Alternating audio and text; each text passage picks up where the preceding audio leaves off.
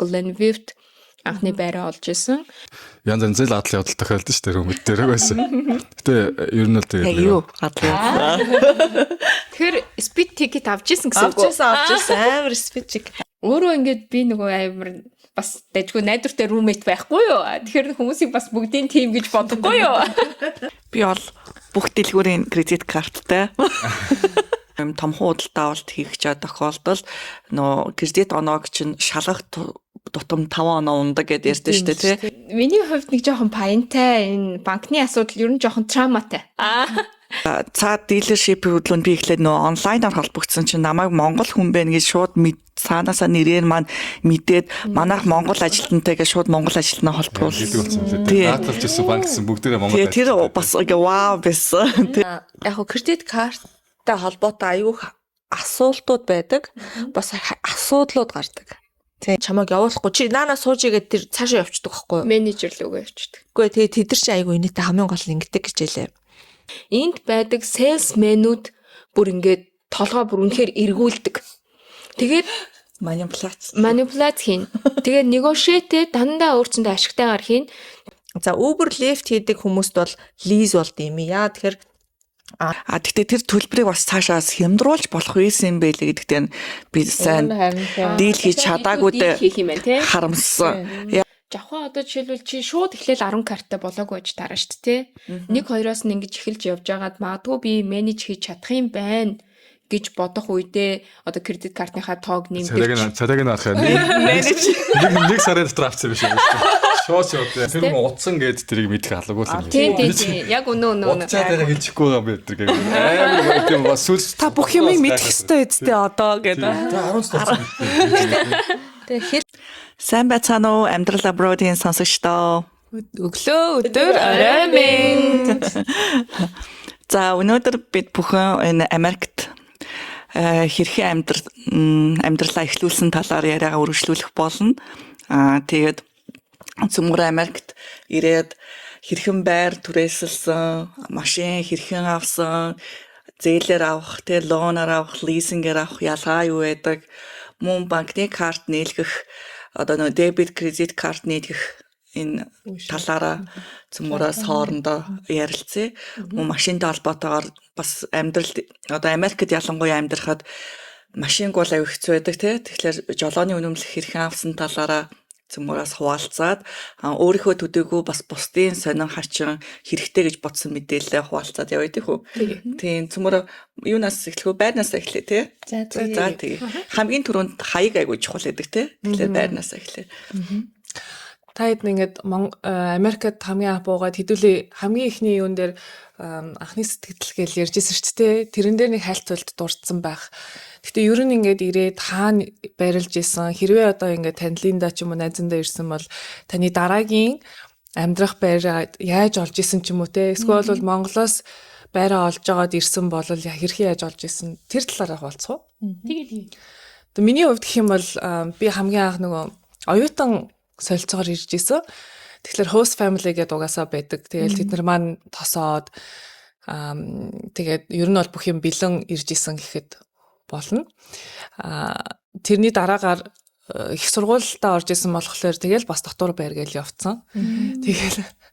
Тэгэл буцаж их сургуулаа төгсөөл буцаж аваад тэгээд Америк руу саяхан ирэхэд бас л их жиндээ ирсэн. Тэгэхээр миний хувьд бол нэг тийм гадны юугаар их сурвалжаас хайгаад байх нэг боломж болдоогүй тийм шаардлагач байгаагүй болохоор та хэдийгээ сонсцгоё.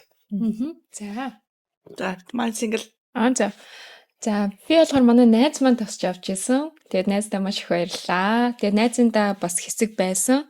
Тэрний дараа roommate-ээр амьдэрсэн. Roommate-ийг болохоор Chicago Mongols гэдэг бид бүгдийн маань мэдж байгаа маш олон гишүүнтэй групп байдаг штэ. Тэндээс хайж агаал ингээ боломжийн. Тэгээ хамгийн гол нь эхлээд машин аваагүй байсан учраас локейшн амар чухал байсан. Тэгээд хаяг адресыг сайн харж агаад нөгөө сургууль, ажилтай одоо ингээд нөгөө зорчдог замтай маань тийм ойролцоо хаягтай газруудыг хайж исэн. Тэгээ одоо ч хүмүүс монголчууд айгүй их амьдардаг дүүрэг баруун suburb, баруун дагуул хотод Glenview-т анхны байраа олж исэн. Тэгэхэд надад болохоор дараа нь тэр банкн дээр тэгээд DMB буюу жолооны үнэмлэх авахд одоо тэр хаягны асуудал гарч ирэхэд бол яг хав тухайн нөгөө нэг апартмент тоот хаяга бичээд явж исэн. Гэтэ цаашлаад болохоор яг хав сургуулаасаа цагтл авч исэн. Тэгээд нөгөө цахилгаан тогны одоо нөгөө нэг бичгэн дээр бас нэрээ нэмүүлээд тэгээд бас гэрийн хаягаар цагтл авч исэн. Roommate-ээр орж исэн гэж тэгж шүү дээ тий. Roommate-ээр амьдрах юу н хэрэгдэг вэ?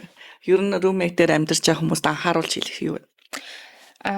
Гэхдээ надад бол ингээд айгүй миний туршлагаас бол айгүй боломжтой зүйл нь болохоор тухайн байр маань бүгд roommate-уд байсан. Яагаад гэвэл нэг айл байгаад айлын хажууд roommate биш. Одоо яг л нөгөө нэг co-living гэдэг шиг бид нар амьдарч ирсэн байхгүй юу. Тэгэхээр биднэрт нөгөө ямар ч тийм одоо айлын дагаа юм шиг мэдрэмж төрөхгүй ингээл өрөө нь ингээл өөрийнх нь юм шиг тийм байсан. Тэгэл кичнээ шеэрлээл. Тэгээ лаундри нугасаа нөгөө гадаа тустай байдаг болохоор асуудал байхгүй өөртөө хэрэгжилж байна. Манайхаас roommate-ээр амьдарч исэн юм байна уу? нэг айлынд Би өөрөө бол анх ирээд нөгөө найзында бас байсан. Тэгээд бидрийг бүгдийг нүлээж аваад гэртээ нэг хэсэг байлгаад байранд ортол ингээд бас л яг л тийм дамжлагыг дамжсан. Тэгэхээр одоо найзтаа бас талархаж явдаг үргэлж тий. Тэгээ нөгөө гарын ганцганд хөлийн дөрөв гэдэг шиг л тосож аваад сайхан байранд оруулж өгсөн машин тэрэг гэл те бүх юмыг одоо чиглүүлж өгсөн тийм хүмүүс байдаг шүү дээ. Бид нар ч гэсэн дараа үеийнхнийгаа ингээд явж байгаа нь бас учиртай тий. Манай хатна roommate-ээр орж ирсэн үү, түрээсэж ирсэн үү? Би ч одоо ч roommate шүү дээ. Roommate-ээр би ч одоо 3 дахь удаагаа л амьдарч байна. Тэгэл Монгол руу явах ч юм уу ямар нэг шалтгаан гараад нэг гэрээ дуусаал тэгэл иш нүүдэг тэгээд янз янз л адлын явдал тохиолдсон шүү дээ roommate дээр байсан. Гэтэ ер нь л тэгээд юу адлын хамгийн гол мөнгөний тэмэлттэй шүү дээ ганцаар амьдарч байна тий. Ганц юу яах чинь Монгол айл дахлаараа сантай хоол ундан дээр ч ихсаас ганц залгамч ингээл Монгол хоол хийх болгондоо чамайг дайлдаг. Үгүй одоо яг ч тэгж ойлгохгүй тэгэл бүгд бараг өглөө өрөө таарч нөө таарахгүй нөө тийм байгаад шүү дээ. Яг үнэ гадаад roommate яг тэгдэг тий. Гадаад айлын roommate л амьдарч үзлээ тэгээд тий. Ер нь гадаад айл roommate-ээр амьдрах хэрэг. тийм тэр байраа яаж олж исэн одоо гадаад хүнтэй жишээлбэл амьдрахлаа. Гэхдээ одоо нэг аюу шүү дээ Craigslist-ээс олж исэн тийм. Нэг Jordan залуутай амьдарч исэн. Гэтэ жоохон хэцүү түүхээ. Юу анхааруул сахиж хэлмээр энэ гадаад айл roommate-ээр амьдрах хүмүүс ямар юм дээр зүйл дээр анхаарч ороорой гэж хэлэх үү? Анхнаасаа л нөгөө нэг яг бүх юмаа тохирох хэрэгтэй юм билээ. Үл ойлголт үүсчих юм байлээ. Яг хэдэн өдөр би яг хэд өдрийн гэрээ цэвэрлэх үү, чи хэзээ цэвэрлэх үү те. Тэгээ анхнаасаа гэртээ тамхи татахгүй юу те. Бүх юм нөхцлүүдээ бүр ингэ тохирсныхаа үндсэн дээр яахгүй бол. Яг зөв. Яг сүүлд нь гарч байгаа асуудал дээр л яг маргаа үүсчих юм билээ те. За жахаа яасан. Би бас найзаараа дамжижсэн. Гэхдээ байраа олохдоо нөгөө Redfin гэдэг аппликейшнаар олж ирсэн бас л нөгөө хүүхдүүдтэй ирсэн болохоор сургуультай ойрхон за машин бас шууд авч чадаач үгүй ч гэж одоо нийтийн тээвэртэйгээ ойрхон тийм байр азар олдчихсэн. Тэгээ анх орсон байранд одоо л амьдарч байгаа. Яг зөв энэ юм нэмээ хэлэхэд нөгөө яг landlord-оос байр түрээслэх болон нөгөө компаниас түрээслэх хоёр бас ялгаатай байдığım байлээ. Тэгээд манай байр landlord манд өөрөө түрээсэлдэг. Тэгээд ер нь landlord-оос түрээслэх тохиолдолд ялангуяа манай монголчуудаас аягүй зүгээр юм болоо нөгөө зээлийн түүхгүй магадгүй нөгөө сошиал дугааргүй дөнгөж ирсэн үед landlordтай тохиролцоо хийхэд бас аягүй бас амар эдэм байлээ. Бас компани ч гэсэн бас ойлгодог юм байлээ. Бид нар нөгөө сошиал дугааргүй л бол байр түрээсэж болохгүй гэсэн айдсандаа шууд автаад бараг асуудагчгүй тийм тусламж асуудаг. Гэхдээ бас л ялгаагүй гадны дотны ч гэсэн хүн л учраас үнэн асуудал учраас хилээд явхад бас хүлээгээд авд юм байлээ. Одоо янз бүрийн тохиролцоо ээж болно 3 сараар мөнгөө төлөх, 2 сараар төлөх ч юм уу эсвэл ямар нэгэн байдлаар Монгол дахь басан хүүгийн баталгаа үзүүлчих болт юм байлээ. Монгол дахь банкны баталгаа энтрээ үзүүлээд сошиалгүй байсан ч гэсээс байр түрээслэх боломж байд юм байлээ шүү. Тэгэхээр байр түрээслэхдээ нээлттэйгээр заавал бичиг баримт дутуу гэж айлгүйгээр бас ярилцаад үзчихвэл зүгээр юм байлээ гэж хэлмээр байна. Би бас яг тийм бичиг баримт байхгүй байсан. Гэхдээ сүүлдээ өөрөө нөгөө нэг бас roommate авдаг болохгүй юу. Тэгэхээр яг хав өөрөө ингээд би нөгөө амар бас дэжгүй найдвартай roommate байхгүй юу. Тэгэхээр хүмүүсийг бас бүгдийн team гэж бодохгүй юу. Тэгэхээр бас яг үний эрэхтэй бас ингээд гоё доктортой, тэгээ гоё цэвэрхэн, тухтай, ингээд нэг аштайхаа ингээд нэг хамтраад амьдарчих team roommate олох ч бас тийм амархан биш юм байлээ шүү. Тэгэхээр хүмүүс бас гоё гэрээндээ ч юм уу те гоё анх орохдоо гоё ярьсандаа гоё хариуцлагатай байвлах гоё юм байлээ шүү. Яг энэ бэлээ шиг яг roommate-тэй олчих гэсэн үг. Тийм найдвартай. Ер нь өөрөө нөгөө roommate авах, roommate-ээр орох хоёрын ялгаа маш зөрүүтэй шүү дээ. Маш зөрүүтэй. Нэг тэр нэг ингээд нэг айлд байгаа юм шиг мэдрэмж. Эсвэл нөгөөх нь болохоор арай нэг юм дамгаа иртэй байгаа шүү дээ. Living room-өө хүртэл арай нэг их хэргэлдэг те. Арай их чочоо авшрах хэвтэй магадлалтай те. Тий. Тийм болохоор харин тэр co-living шиг байх нь айгүй зүгээр юм бэлээ. Яг тэгвэл яг ингээд нэг яг айл одоо эхнэр нөхөр тэгээд одоо 3 хүүхэд ч гэдэм үү те ийм айл дээр roommate-ээр амьдрах гэхээр бас нэг арай өөр байгаа байхгүй. Харин бүгдээрээ ингээл нэг те оюутан тэгэл айгүй завгүй ажлын хуваар нь маш их байдаг. За нэг өдөр л амардаг те. Тиймэрхүү ангууд яг ийм хамтын ямар roommate авах вэ тэгээд өөрийнх нь л юм те. Өөрийнхөө time тааруулна гэдэг тийм ээ. Тийм бэлээ. Харин бас би бас roommate авч үзчихсэн туршлагатай. Тийм яг нөө анх дүнгийн чирээ бас нөө байрны рентэ төлөх час чанга штэ тий. Рентэндээс нэмэр болохоор нэг бас roommate авч ийсэн. Ямар байсан? Гүй ах вэ? Яа, дайчгүй. Сайн уу юм ба? Үдчих гэж. Тийм. Ба сайн уу? Хогийн roommate. Тэгээд би харин сүулт нь яг бүр өстой үнэхээр хоёр яг бүр амар доктор сууршилтай тийм roommate тэ болсон. Тэ бүр үнэхээр амар амар байсан. Бүр ингээд тайвширч авч. Тэ хэрвээ roommate олж чадахгүй байх юм бол тэгээд нөгөө roommate олчихно гэж бодоод ингээд нөгөө бүтэн ингээд рентэлж байгаа шүү дээ тэ. Тэрнийхээ тэгээ full payment-тэй тэгэл өөрөө төлнө гэсэн үг шүү дээ.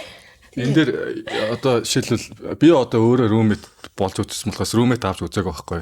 Roommate хайгаа тэр олдохгүй тохиолдол байдгүй юу ер нь тийм их байгаа юу? Байна. Хөөе тэгээд зүгээр ингээд сарын талд ингээд амьдарч агаад нэг өглөө босоход roommate чинь байхгүй байх болно.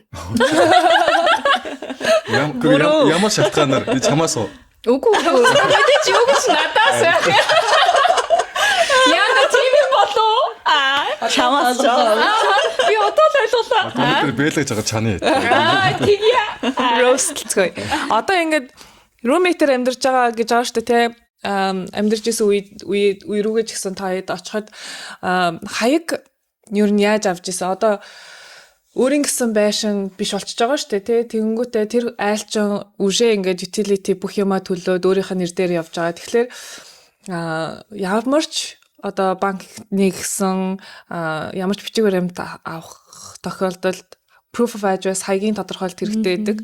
Тэгэхээр тэрэн дээрээ яаж та нар хаягаа авч исэн бэ? roommate-ээр амьдарч исэн хүмүүс. Би roommate-ээр амьдарч байхдаа нөгөө яг тухайн үед Lise Holt хийжсэн хүндээ тэр ихчтэй хэлээл. Надаа угаасаа бийл хэрэгтэй. Надаа commit дээр надад нэмээд өгөөч гэдгсэн чинь шууд надад угаасаа commit-ийн дугаарыг өгөөч чи өөрөө ишээ залгаад тэгээ хаягаа хэлээд би name add хийх гэсэн юм а гэл хэлчих гэдгсэн чинь тэгээ окей бийлэн дээрээ оруулаад. Бийлэн дээрээ оруулсан. Дараа нь болохоор яг тэр нөгөө proof of address хэрэгтэй хамгийн ихний үйл явдал надад нөгөө жолооны үнэлэх авах байсан. Тэгсэн чинь ямар нөгөө нэг бичиг баримт цагтлууд хэрэгтэй байдгийн тэм лист өгчт юм билээ. Тэгэнгүүт би болохоор нөгөө нэг ямар ч байсан баталгаатай нэг байгууллагаас ирсэн цагтл байж болно гэсэн байсан аахгүй. Тэгэхээр би сургуультай бас хүсэлт гаргаад та миний одоо attendance эсвэл одоо юу гэдэг те брошюр сургуулийнхаа танилцуулга юу ч сайн мөг над руу явуулаад өгөөч гэл хаягаа өгөөд тэгэл административнаас надад цагтл ирээд тэгээд 2 цагтлаа зохицуулж ирсэн. Энтэй холбоотой зүсмөр жолооны үнэмлэх машин бас хэрхэн авах талаараас яриа тий. Тэр нөө жолооны үнэмлэхийг ямар хугацааны дараа яаж авч ирсэн бэ? Би ер нь бол ингээ гадуур явхад ID шаардлагадсан. Би тэгээ дандаа пассвортаа авч явахаар надад эрсдэлтэй санагдаад за хэрвээ алдчих гээчхийн тэнд хайчих юм билүү. Тийм ч пассворт бол no гэл ингээ дандаа гэртээ хадгалж ийсэн. Тэнгүүд ID хэрэгтэй болохоор надад юу хэрэгтэй вэ гэхээр би state ID судалж үзсэн. Тухайн үед болохоор оюутан хүнд state ID, Illinois state ID авч болдгоо байсан. Тэгэхээр би за ямар ч лсэн жолооны үнэлэх хэрэгтэй мэн гэж бодоод тэгээ хаанаас авч болох вэ гэдэг тэр нөгөө DMV гэдэг газрыг нь судлаад Тэгээд тэр нөгөө цагтлуудаа өгөөд хамгийн гол нөгөө оюутныхаа бичиг баримтыг өгчдөг. Тэгэнгүүт I-20-ийн буюу оюутны визаны бичиг баримтын хугацаагаар жолооны үнэлгээ гаргах өгчдөг. Оюутан хүнд те. Тий, оюутан хүнд. Миний туршлага бол угаасаа Бичиг баримтаар бүрдүүлж хахад хугацааны бол хэрэг байхгүй. Бүрдүүлэл өчгöd шууд авч болох юм уу те? Шалгалтаа өгвөл. тий, шууд авна. Аха. Тэрэн дээр болохоор юу яд юм бэ Тэр лээ? Одоо юу яа штэ? Жолооны үнэмлэх чинь 3 төрөл байдаг юм байлээ.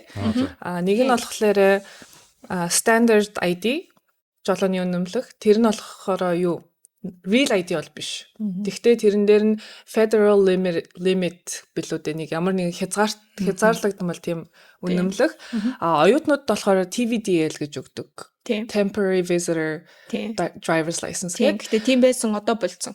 Одоо ч гэсэн тийм байгаа. TVDL байхгүй болсон мөлий. Тийм үү. Надад TVDL нь явж байгаа шүү дээ. Тэгвэл саяхнаас би хугацаа сунгахад TVDL байхгүй болсон мөлий. Яг тэгвэл TVDL чинь намайг авдаг байхад нөгөө purple өнгөтэй байдаг гэсэн ш TVDL гэж бичсэн. Одоо болохоор яг тэр нөгөө улаан federal limit гэдэг чинь. Тэгвэл сайхан сольчихтэй. Тэгээд real ID гэдэг ер нь ийм 3 төрөл. Гэхдээ TVDL байдаг баха. Би өнөөдөр өглөө шалгасан ч юм. Миний хувьд бол байгаа харин зөв purple гэсэн өнгийг авцсан. Надад би чинь жилийн өмнө лав сунгууллуу. Тэгэхэд одоо тухайн үеийнхаа юу? Тийм. Тэгээд тухайн үед одоо эн чинь бүр байхгүй болсон no longer л гэсэн шүү дээ. Буцаа солигдсон ч гэж магадгүй. Тэгвэл хуучин юу харсан ч гэж магадгүй. Гэхдээ TVDL амар асуудалтай шүү дээ. Ер нь бол ID-гаар тооцогддгоо. Тэгэл зарим газар тооцогдохгүй байхаар нь за окей гэл.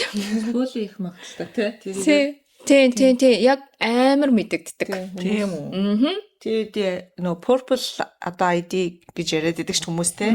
Тий, тэрийгээр чи хүмүүс энэ одоо бараг л бичгээр амт хүн байна гэж одоо харагдахаар хүмүүст одоо цагдаанаар эсвэл одоо янз бүрийн тэнд үзүүлж байгаа банк занк те. Тэд нар бол тийх магадaltaй. Тэгээ хаа очиж яг цагдаа бол гайгүй байсан. За банк бол ёстой тийм харьцаатай. Надад бол тэгж таарчсан.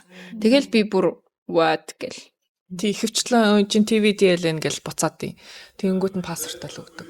Тэр жоох асуудалтай юм бэл. Тэгвэл тэр нь байхгүй болсон бол ашгүй дээ. Тий. Тэгээ одоо real ID гэдэг чинь нөгөө аялахад заавал тэ real ID-г хэрэглээд байгаа шүү дээ. Онгоцоор одоо гэхдээ Америк дотроо нисэхэд заавал real ID эсвэл пассвортаараа нисэж болж байгаа. Бас Монгол пассворт чинь хүчинтэй бол real ID-га арай авч амжаагүй бол тэрийгээр нисэж болж байгаа. За та нар нөгөө хүүхдүүд бол нисэхдээ ямар ч байсан ID энтер шаарддаг мэдхүү. Мэдээгүй. Хүүхдүүд бол яа тийм байл. Одоо дагуулж явж байгаа хүн нь тэ эцэг эхийн л өөрөө пассвортаа бол тэд нар зүгээр билет ногтлолдог. Тэгэхээр заавал шаардлагагүй билээ. Хүүхдүүд чинь пассворт гэж ер нь шаардлагагүй бол авдаггүй юм байлээ шүү дээ. Энд чинь тий манайхан чинь л барыг төрөнгүүтнээс пассворт авдаг. Эндхийн хүүхдүүд бол тэгж авах нь маш бага байд юм байлээ. Тэгээд хэрэгтэй. Мэдээж хэрэгтэй авдаг гэд яриад байлаа Америкчууд нэрээ тэгж тий одоо өөрийнхөө пассвортыг нэрээ тэгж нэг юм сонсчихсан мэт төрөнгүүтээ авч илээ. Тэгтээ нөгөө Америкууд нь яг ихэвчлэн авдаггүй. Тэгтээ яг шаардлагатай болохоор авдаг. Тэгээ ID гэж байхгүй болохоор тэр нь бол бас make sense л шаардлагагүй. Манай хатнаа үнэмлэхээ яаж авчихсан? За ямар статустай яаж материалаа жолооны үнэмлэх? Жолооны үнэмлэхээ би ирээд тэгээ нэг 2 сарын дараа юу яасан шалгалт өгөөд. Тэгэл бүр лекц өрөхийн нөгөө DM дээр өгсөн. Тийшээгээ очиж өгөхгүй бол нөгөө шамбуур энтер хол. Тийм үү. Тэгээд гой муу хайж байна. Дисплейсих дими. Би Элстэн дээр очиж өгчээсэн. Элсны нөгөө жолооны шалгалт өгөөд тэгээд тэндээсээ авчихсан ш. Тэгээд тэр жоохон чангал гэдсэн. Тэгтээ мэдгүй. Монголд машин барьж ирсэн болохоор надад бол нэг асуудал байгаагүй. Тийм би мэдгүй байсан учраас анхныхаагаа бас тэр Элстэн арай тэр нөгөө нэг евро те Чикаго тал руугаа тийм би бас тэндээс авчихсан. 2 сарын тийм богино хугацаанд авчижсэн юм уу те? Тий би яг бичиг баримттай ирсэн. Тэгээд хамгийн гол нь юу вэ? Тестэн дээр 2 унаад 3 дээрээ тэнцээд.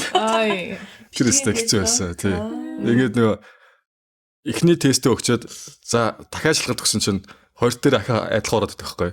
Тэнгүүд шууд хоёр дахаасаа ингээд хийчингүүд арталт нь ингээд нөгөө зүв бурууг нь гараад өгдөө шүү дээ. Тэндээс нь чэйжлжсэн 28 асуултаа яг чэйжлээд гол дээрээ тэнцээд. Тий, тэгэл яг дроноо бол угаасаа дрон гэдэг лөө тий. Дроноо бол тэгэл өгөөл тэнцэжсэн Монгол жолоо ирсэн болохоор. Би болохоор жилийн дараа одоо тэгээ тухайн хаягн дээр Америкт ирээд тухайн хаягн дээр 1 жил амьдарсны тодорхойлолтоо үзүүлжиж шалгалт өгж Харин тийм. үнэмлэх авах эрх маань нэгдэжсэн. Тэгээ жил болох хулгаагаар барьсан. Монгол үнэмлэхээр Монгол үнэлэхээр 6 сар барьж болдог гэдэг Тийм, шүү тийм, тийм. дээ. Ер нь бол тий Монгол үнэлэхээр юм уу нэг Монгол үнэлэхээр. international үнэлэхэд авч ирсэн юм байна би бас. Монгол үнэлэх чинь дуусч Одоо та яг цагтаа дээр ингээд яг одоо юу гэдэг зогсоогоод энийг үзчихсэн үү яг. үзчихсэн. Тэгээ асуулгүйсэн. Асуудалгүй. Яа тэр international үнэлэх гээд би юм онлайнаар авцсан байхгүй юу. Тэгээд зогсоогоо тэгээд үзүүлэхэд зүгээр тэгээ явуулчихсан. Тэр нь хугацаанд дуусах байсан болохоор. Ер нь одоо ингээд бид нар чи ирэхэд би анх ус ирэхэд яг тэрийг авах хэрэгтэй гэдэг. Тэгээд ирэхээс өмнө авах хэрэгтэй юм байна гэж бодсон.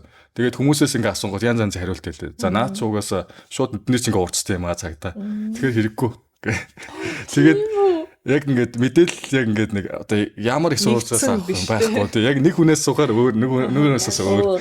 Тэг яг хулгайгаар бол тэгээ барьсан.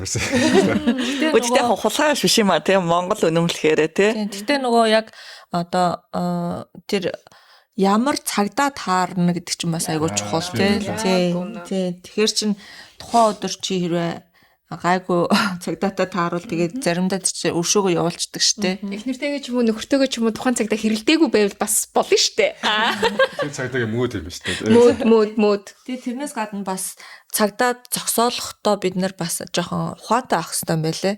Нөгөө заримдаа юу гэж хэлэх үү те яагаад тур тэтрүүлснэ газ тайлбарлаад одоо яаралтай ингээд эмнэлэг явж гинэ ч гэдэг юм уу. I don't know тухайн үед ямар ч юу гараад хурдтай явж исэн байж болно шүү дээ. Тэрийг хүн тайлбарлахаар цагдаа нар бас хүн юм чинь те ойлгоод өө тийм үгээд заримдаа ингээд тавиад явуулах жишээ. Би зөндөө сонсч байсан өөр хүмүүсийн жишээ. Жишээлбэл хүүхдээ авахгүй яарч ийн сургуулаас нь очиод авахгүй яарч ийн ч гэдэг юм уу. Миний ажил яг одоо эхлэх гэж байна. Би ингээд яг хэдхэн минут тогтцохгүй байна ч гэдэг юм уу те. Тэгээ би болохоор нэг ажил руугаа яарч явж байгаа цагдаа зогсоолгоо тэгээд нөгөө юу ажилласан. Ийм опшн байд юм байлээ шүү дээ. Сонголт чи сургуульд суруул чиний рекордонд ч орохгүйгээд Тийм traffic school гээд тэрэнд сураад арай илүү мөнгө төлөөд тэрэнд нь сурвал миний нөгөө одоо жолоо барьж байсан рекордонд орохгүй гэхээр би тэрэнд нь сурч исэн. Тэгэхээр speed ticket авч ирсэн гэсэн үг. Авч ирсэн амар speed ticket аваа. Бити хурдаа хэтрүүлээрээ. Тэр нь авдгүй юм байгаа юм уу? Авсан шүү дээ. Би бас бүгд л авдаг болж боддог шүү дээ. Эхний ээлжинд бүгд авдсан байлээ. Тийм үү. Тэг эхний ээлжинд бол бүгд авдаг. Ялангуяа нөгөө Шикагогоор ингээд машин барихаар тэд нар чинь нөгөө дандаа юм камертай. Тэгэл 25-аас 25 майл 35 майлын хурдтай явах газар чинь 6-аас дээш явчвал эхний тикет 11-ээс дээш бол бүр аюултай. Тэ 11 майлаас илүү явчвал тэгээд би чи нөгөө Uber хийдэг байсан болооч тэрөө бас эхний 1 жил бол хэвээр улаан гэрэлний тикет, хурдны тикет энэ төр бол айгүйх авсан. Олсноо үгүй гэдэг шиг байна. Тэгэхээр тэр нөө хурдны лимитээ бол 6 дотор бол хэтрүүлж болно. 6-аас дээш бол эхний торгуулууд эхлэх нэ шүү. Камертай байвал бичигдсэн байвал тэгэл. Тэр ингээд нэг анивцсан гэрэл амар муухай мэдрэмж. Яг нэг буудалцсан шиг мэдрэмж. Йоо ингээд за ингээд $35. Ингээд $50 гэж шууд ингээд автоматар шууд өөрөө бодоо. Дондон гэж хасагдаад явчих. Улаан $100. Тий, яг нэг хурдныг тэр камер ч юм амар штэ. За ингээд чи шууд өртөө шүү гээл. Пак гэдээ араас ингээд толны араас тэр амар мэдрэмжтэй байна. Сэлдээ явсараа нөө замаа мэддэг те. Яг тэр авд ирэхээр удаа яваа. Өнгөрөнгөт За та хэд тэгвэл ирээд мэдээж банкны аккаунт данс нийлэгчсэн баг те. Тэрэн дээр ер нь тулгарч исэн бэрхшээл ч юм уу, ингэдэг байж, тэгдэг байж гэсэн юм ч юм уу. Одоо шинээр ирж байгаа магадгүй хүмүүст зориулаад ийм асууж байгаараа ч гэдэм үү те. Ингэж болдсон шүү гэсэн юмнууд байгаа юу? Аль банкн дээр данстай вэ? Би юу болохоор яалтч нэг юунаас болоод би бас мартчихжээ. Гэтэ ямар ч нэг заавал дебет карттай байх хэрэгтэй шүү дээ. Тэгвэл ингээ найзынхаа гэрт ирчээд найзынхаа картыг нэг илүү карт нь хэрэглээд нөгөө найз гэж байгаа. Би өөрөө чинь карт авахгүй болохгүй. Тэгээд Bank of America-аас нэг карт авчихсан дебет карт. Тэгээд тухайн үед чи заавал нөгөө зээлийн карт авах хэрэгтэй гэдэг. Тэгсэн чи юу яагаад? Ерөөсөө нэг банкнууд ерөөсөө авдгүй юм биш түүхгүйгээд өгдөггүй мэн. Тэгээд Discovery картыг аваад одоор л ашиглаж байгаа. Би нэг олон карт ашигладаг байсан. Тийм. Би бол бүх дэлгүүрийн кредит карттай.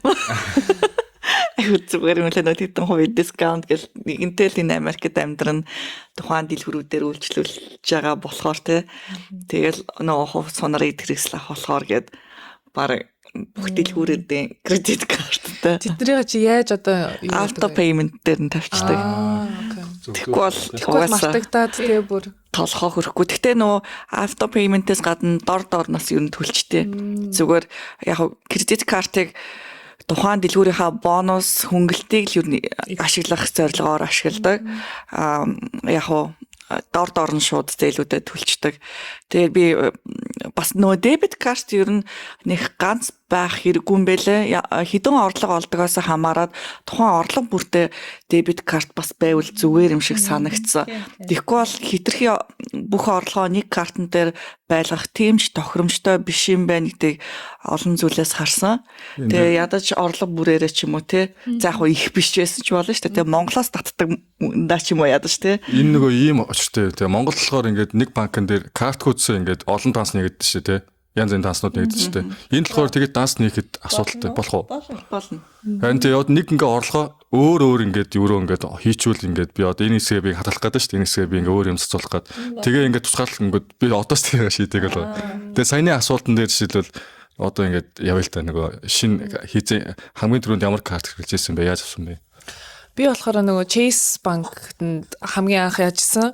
Тэгээ оюутан байхдаа авч исэн болохоор юугаа хаягныхаа тодорхойлтыг үзүүлээд тэр чинь ямар хаяг сургууль дээр амьдардаг байхдаа авч исэн. Тэгээд хаягныхаа тодорхойлтыг сургуулиас аваад тэгээд бас нэг өөр тодорхойлт байсан юм а. Тэгээд I-20, I-94 тэгээд сургуулиас бичиг аваад тэгэл бас өгч исэн.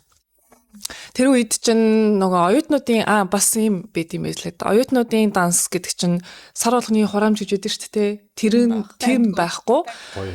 Тийм тэрнээсээ хөнгөлөгдөөд тим данс нэгтчихдэг. Тэгэхээр тэр нь бас гоё санагдсан. Дөнгөж ирж байгаа оюутнууд байвал эсвэл хэлний бэлтгэлийн оюутнууд ч гэсэн болно үст тий. Болно. Тийм. Тэгэхээр бас сарын $15-20 хэмжиж гэдэг чинь болж шүү. Дебет карт юм уу? Кредит карт ялгах үү тий? Дебет карт. Тэгээд кредит карт бас ихэвчлэн нөгөө сошиал асуугаад идэв шүү дээ, social number. Зарим банкнууд мэдээж асуухгүйгээр нэгэд өгчдөг. Chase бол жишээлбэл заавал асууж бүх юмд байж нэгддэг байсан миний туршлагаас. Тэгээд сургууль дээр ямар нэгэн ажилд орчвол бүр цэвэрлэгчээс хамаагүй ямар ч ажилд орчвол сошиалыг чи гаргаад өгдөг. Тэгээд би сошиал сургуулиас аваад тэгээд кредит картаа нээчихсэн ямар ч байсан. Банкнууд бол аюул олон янз байгаа шүү дээ. Одоо нэг ингээд бүр nationwide одоо Америк даяар хэрэгэлдэг аюул том банкуд. Жишээлбэл Chase, Bank of America ч юм уу те. Яг local ийм жижигхэн банкнууд бас байдаг байхгүй. Одоо Huntington ч юм уу өмнө TCF байж одоо Huntington болцсон. Эсвэл одоо Fifth Third гэдэг те банк байна. Гэтэ Fifth Third ч бас хаасаагүй байдаг л да. Тэгэхээр ерөнхийдөө ийм яг банктай анх нээхэд бол яг хаяг мэдээж асуудаг. Тэгээд дөнгөж байрныхаа нөгөө одоо лизийг авчиж үзүүлээд нээлгэж исэн. За тэгээд яг тэр сарын хураамж айгүй байдаг те. Жишээлбэл одоо зарим банк сар бол $12 одоо үйлчилгээний хөлсгээд авдаг. Оюутан бол одоо чөлөөлөгддөг те. Эсвэл одоо хүүхдүүд магадгүй чөлөөлөгддөг бах. За тэгээд эсвэл нөгөө veteran те одоо армид явж исэн хүмүүс ч гэдэг юм ингээд чөлөөлөгддөг. За тэгээд чиний түрүүний асуусан одоо Chase Bank гэхэд debit card гэдэг нь те. Яг тэрнтэйг адилхан credit card бас нээлгэж болно. За бизнестэй бол бизнесийн данс гэдэг тусдаа debit card нээж болно. Тэгэнгүүтээ дотроо бас хадгаламж, saving одоо гэдэг ингээд янз бүрийн байдлаар ангилж болно. Тийм. Ерөнхийдөө болохоор миний бодлоор бол нэг ямар ч байсан нэг том банк Chase юм уу эсвэл Bank of America ч юм уу байгаад давхар бас хажууд нь одоо жижиг банктай байвал бас зүгээр гэж бодож байна. Тийм. Тэгэхээр одоо яг тийм нөгөө юу төлбөр авдаггүй банкнууд бас зөндөө байдаг шүү дээ, тий. Сарын хураамж авдаггүй. Тэгэхээр тэгсэн хэрнээ бас үнэлгээ нь гайгүй тийм банкнууд бас байдаг. Нэг Солонгос банк энэ төр бас байдаг та. Hope гэдэг үү? Тий, Hope гэдэг нэг Солонгос банк бас байдаг, тий. Тэр гэхдээ би нээж үзээгүй л дээ. Миний сонсож байгаагаар Fifth Third одоо ингээд нөгөө нэг ажилд орохоор ингээд direct deposit гэд цалин чинь шууд банк руу ч ордог нэг юу үйлчилгээ байдаг штэ тий. Тэр дансаа одоо тэр банк одоо ажилтнаа ажлынхаа газартаа холбоход нөгөө нэг хоногийн дараа ордог банк байна. Эсвэл шууд тэр өдөртөө ордог банк байна. Тэгэхээр ингээд банкнууд янз бүр байдаг. Тийм. Банкныхаа юунаас хамаарч юм уу? Чадвараас одоо үгүй одоо жишээлбэл Chase бол дараа нь ордог нэг өдрийн дараа ч юм уу. Тийм, янз бүр. Тэгэхээр том жижигээс хамаарахгүй тэгээд тэрийгээрээ илүү татдаг байхгүй. Манайх бол ингээд direct deposit ороход өдөртөө ордог гэж хүмүүсийг аль болох маркетинг хийж штэ. Гэтэл хичнээн том банк мөртлөө одоо ингэж байгаа байхгүй. Бид нэр энэ мөнгийг орж ирэн эртэл барьнаа. Хичнээн заримдаа нөгөө чек хийдэг штэ тий. Одоо чи $1000 чек өөрийнхөө данс руу ихэд тэр дороо available болохгүй ч байх шиг тий. Тэгэл ингээ хүлээж аваад зарим 500 эхэлж available болчоод хүлээгддэг ч юм уу тий. Тэгээ хийгээд байх тусам нөгөө ихтгэл үнэмшил нь одоо нэмэгдээд history ус. Тий, history үсч ин л гэсэн үг байхгүй тий. Тий. Тэгэхээр тийм бас нэг юм байна. Жохоо яаж нийлсэн. Тийм би яг нөгөө түрүү хэлсэн дээр бас нэмээ хэлэхэд Bank of America дээр social дугааргүйгээр кредит карт нээлгэжсэн. Тэгэл дараа нь social ярьсны дараа бол бүх банкн дээр нээлгэжсэн. Тэгээд бас нөгөө кредит онооны талаар бас нэг зүйлийг хэлэхэд хэрвээ машин авах чаа, байр авах чаа ч юм уу том худалдаа авалт хийх чаа тохиолдолд нөгөө кредит оноог чинь шалгах тутам 5 оноо ундаг гэдээ ярьдэн шүү дээ тий. Тэрийг тухайн 2-7 хоногийн ажлын 10 хоногийн дотор одоо магадгүй 10-аас 20 ч юм уу тий баг дилершипээр машин худалдаж авах чаа тохиолдол шалгуулахад нэгтгэгдээд 1-5 оноо л унд юм лээ. Ажлын 10 хоног дотор. Ажлын 10 хоног. 10 хоногоос хэтэрчих юм бол тусдаа унана гэсэн үг. Тухайн 2-7 хоногтой багтаад одоо social тий нөө зээлийн оноогоо гаргачихна штэ. Нэрээ тий hard inquiry, soft inquiry гэж байгаа тий. Soft бол унахгүй шалгана, hard нь бол ундаг. Hard нь болохоор нөө томоохон худалдаа авалтан дээр болон зээл авах чаа тохиолдолд ундаг тий. Тэгэхээр айл болох одоо ямар газар байшин худалдаж авах чаа ч юм уу машин худалдаж авах чаа эсвэл томоохон зээл авах чаа тохиолдолд тухайн яг цаг заваа гаргаж агаад яг 2-7 оны дотор шалгуулаа авчихад бол нэгдээд 1-5 оноо гэсэн үг юм байна. Нэг дайраа л гэсэн үг юм байна шүү дээ. Байр түрээсгээ дүртэлт нөгөө заавал шалгаад байгаа шүү дээ. Тэгээд тэрэн дээр ч гэсэн тэгэж үйлчлэлтэй адилхан. Гэлагийн хувьд ямар карт? Миний хувьд нэг жоохон паянтай энэ банкны асуудал ер нь жоохон травматай. Яг түрүүн хатнагийн хэлдгэр ингээд анх ирмэгц хүнээс ингээд өөр мэдээлэл бас би авсан. Тэнгүүд оюутан байхаар бүр өстө ямар ч банкны карт ингээд нээлгэж болохгүй. За кредит бол бүр нээлгэж болохгүй. Тэр чинь ингээд чамааг орлоготой ч гэдэм үү те. Энэ Америкийн нэгдсэн улсад ингээд цалин юу чи ингээд орж байгаа гэдэг нь ингээд мэдэгдэн гэд. Тэгээд түрүүн би нөө TVD хэлгээд бас ярьсан шүү дээ те. Тэгэхээр за энэ нь одоо үнэн байд юм удлаад юм гэж удаад банк ороод TVD хэлээ бариад банк орсон чинь надтай бас яг тим харилцаа үүсгэж байгаа байхгүй. Тэгээд ингээд эхний удаа бол угаасаа бүр нэхэс татгалцсан. Тэгэл би одоо за угаасаа л юм байт юм байх та би тэгээд учрыг олж ярьж чадсангүй юу. Тэгээ би бас хүмүүс бас яг тэгж ааш те салбар өөр шүү гэл.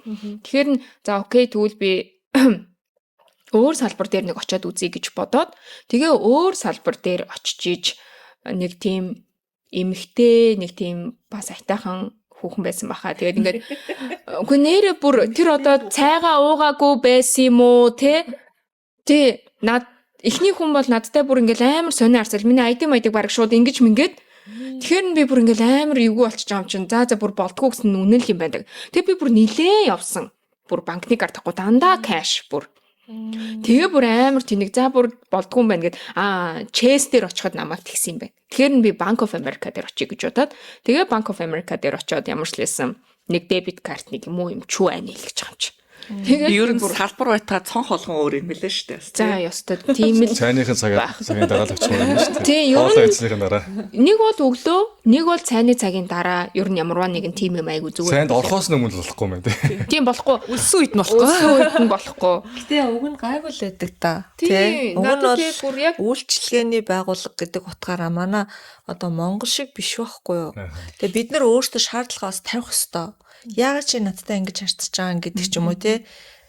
Тэрэн дээр нэг паниктаад ах хэрэггүй. Тэгтээ яг бид нар гэсэн чинь паникцсан. Юу чи надтай юу гэж харьцаж байгаа гэж хэлэхтэй надтай ингээл амар юу шууд ингээл нэр мэр юу хаяг ингээл шууд ингээл те.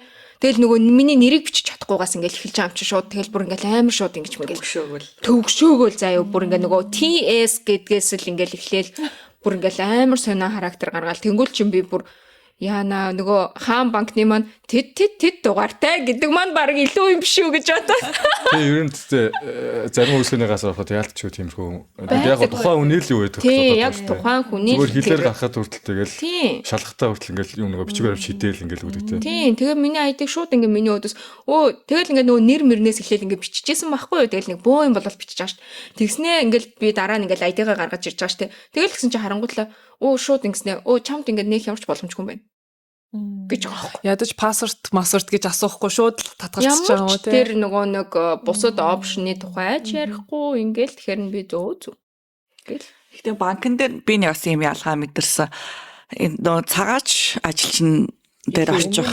Тий. Очих бас айгу зүгээр бас адилхан зовлон ойлгодог гэх юм уу тий.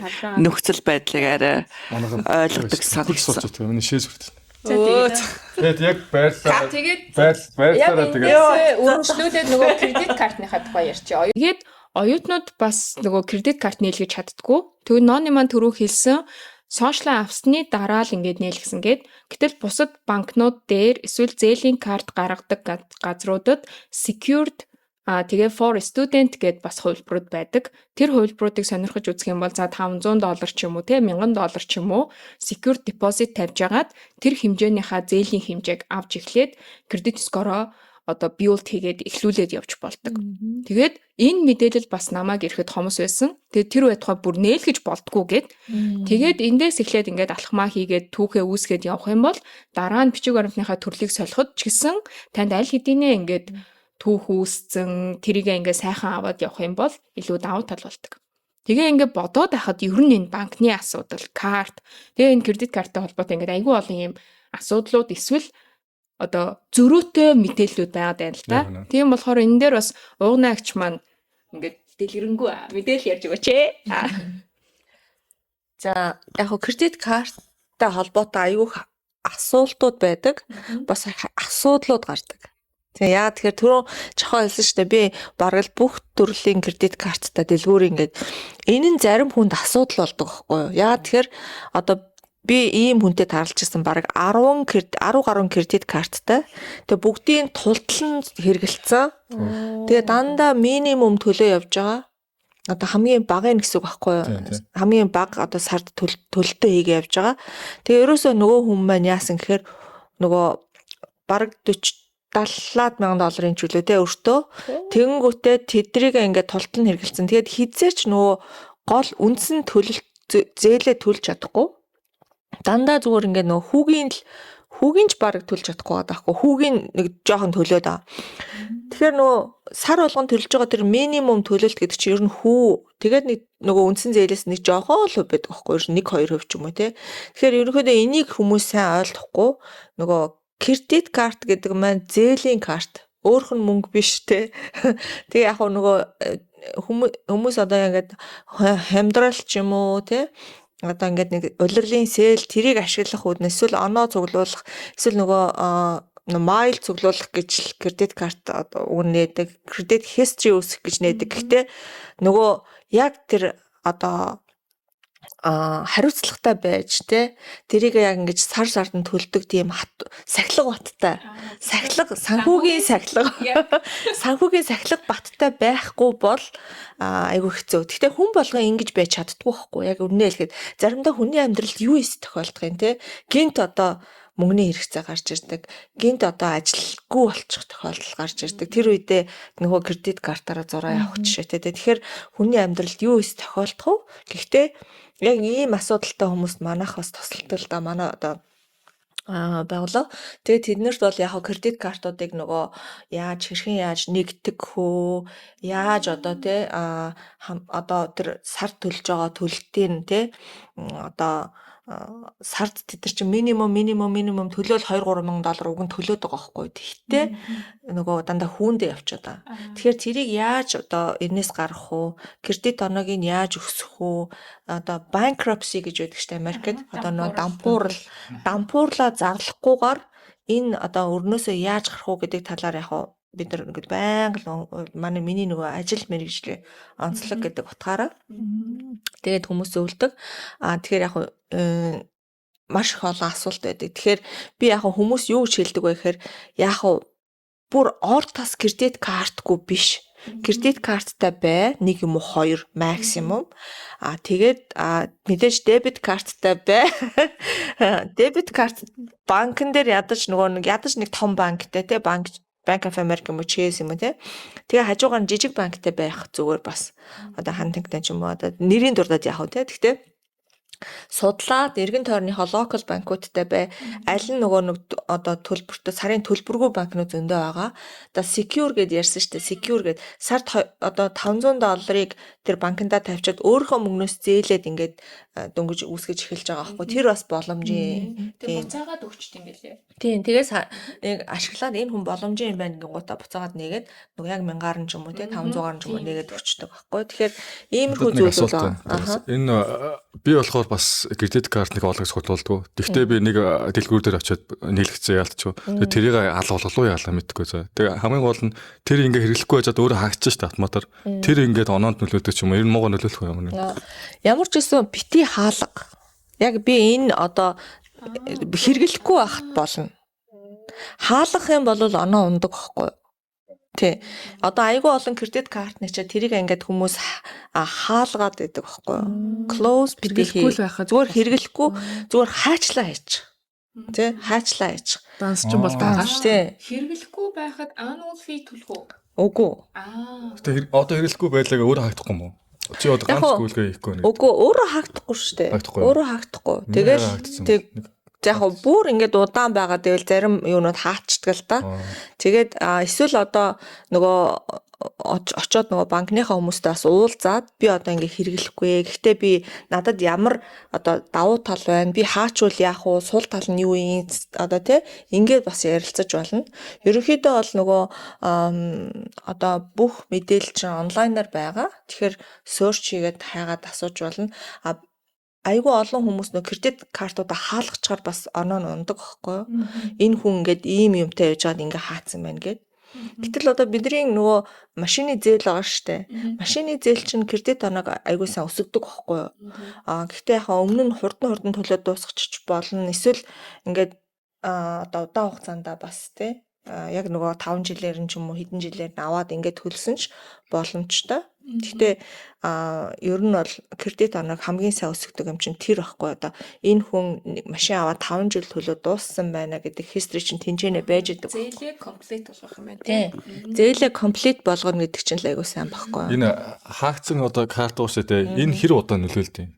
Одоо жишээлбэл би ингээ хаагдсан карт байгаа шүү. Гэхдээ тэр нь нэг нөлөөлөд хам байхгүй. Яг 5 оноо унах юм бол тэгээд чи дараа нь ингээд одоо тий кредит оноогоо өсгөх алхмуудыг хийхэл кредит онооч дараа өссөн шүү дээ. Тэр хамаагүй. Тий.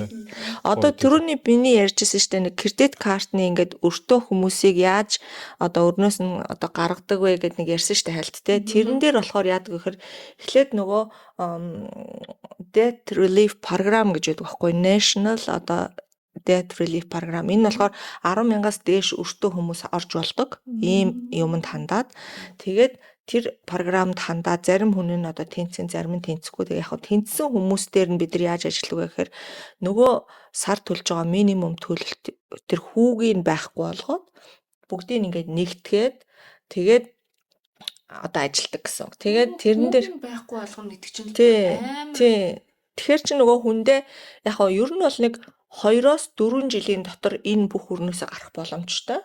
Тэгээд эхний ээлжинд одоо кредит оноо нь бол навс оноо үнэхээр тэртээ тэргүй нөгөө их хүртэн үний кредит оноо унтсан л эдгэл да нэг 500-аас доош орсон 500 хувьцаа. Тэгтээ 400 ч юм уу болдог. Тэгтээ буцаад нөгөө дороо ингээд хийгээд ирэхээр буцаад өсөө явдаг. Энэ тэгэхээр ямар ч лээсэн bankruptcy-го зарлснаас хамаагүй илүү өсөө өгөө. Яагаад тэгэхээр bankruptcy чинь дор хаяж нөгөө хүний credit history-нд дор хаяж 10 жил юм уу? Одоо 7 жил үлдэхгүй хар толб болчдөг байхгүй. Энэ хүн найдваргүй шүү. Одоо ингээд амар их юм банкнаас зээл авангуудаа зарим хүн ингээд би юу ч төлмөөргүй ингээд bankruptcy болчдгийг. Одоо тийм хэрвээ тэгвэл тэр зээл нь бүр бүтэн байхгүй болох уу? бүтэн байхгүй болно. Юу ч төлөхгүй гэсэн үг Юу ч байхгүй. төлөхгүй. Одоо ингээд төлбөрөө төлж чадахгүй болохоор чи эхлээд нэг collection руу явна гэдээ ярьдаг штэ тий. Нөгөө өөр нэг эйженси одоо тэр зээлийн худалдаж авч байгаа гэсэн үг байхгүй. Одоо чи нэг эмнэлэгт $1000 одоо өртөө байвал нөгөө эмнэлэг чинь мөнгө авч чадахгүй болохоор цаашаа нэг эйженси рүү явуулчихдаг байхгүй. Тэгээд тий өөр одоо collection agency буюу өөр цуглал тэр чинь тэр $1000 чинь тэр эйженси нэг $500-оор ч юм худалдаад авчдаг гэсэн үг байхгүй. Тэгээд тэр 500 одоо тэр 1000-ыг нь юу ч авч чадахгүй байснаас гээд нэг collection agency $500-аар нөгөө эмнэлэгч өгсөн дээр байхгүй. Тэгээ эйженси яг нөгөө хүн рүү ч яриалаа тэгж жаад чи нэг ядаж 700 төлчих гэдэг юм уу бас дийл хийж болно collection дээр. Чи 1000-га төлгээл эхлээ шаардсан штэ мэдээж. Тэнгүүт чи нөгөө ч төлж чадахгүй бол чи 700 төлөл. Тэгэхээр нөгөө collection agency $200 ашигтай байхгүй. Аль болох бүтэн мөнгөө 1000-аар нь авах гэж үзэн. Гэхдээ зарим хүмүүс collection agency рүү явж аянгуудаа бүгдийг төлчдөг тий. Тэгэхээр нөгөө яг гүрээдэг. Хэрвээ collection-д төлчих юм бол тэр history-н одоо collection хэвээрээ хадгалагдах уу? Төлөгдсөн үргүй гэж хадгалагдах уу? Үргүй хадгалагдахгүй. Ерөөсөө credit history яадаг вэ гэхээр ингээл яг өсөөл унаал явж идэг. Гэхдээ би миний нэг юм collection agency-д орсон шүү гэдэг юм хэд байхгүй. Төлчих юм бол тэгэл асуудалгүй. You have to solve the problem тэгэл харин bankruptcy бол Sorry. no. Ер нь бол опшн биш л юм байна шүү дээ. Тэр сонголт бол бүр эцсийн байдлаар. Уг наагчгаа их таньдаг байлаа. Ихтэй таньдаг. Энэ олон зээлийн картн дээр зөв нэг юм хэлэхэд нөө зээлийн картныхаа үрэлт хийдэг юм байглаа нөө 30-70-ын харьцаа гэж тэгдэж штэ тий 30% үрээд тэгээд тэрийнхаа төлөлтийг явуул онооч өснө гэсэн яриа байдаг те.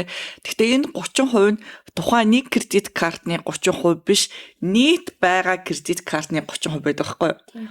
Тэгэхээр нөгөөний юу бас 10 картаа байгаа нь нийт зээл те нөө чадамж юм уу те зээл авах юу нэмж байгаа л бас санаа л да. Тэгээд нөө дебет карт чинь бас юм нөө төрөлжүүлвэл зүгээр байдаг те.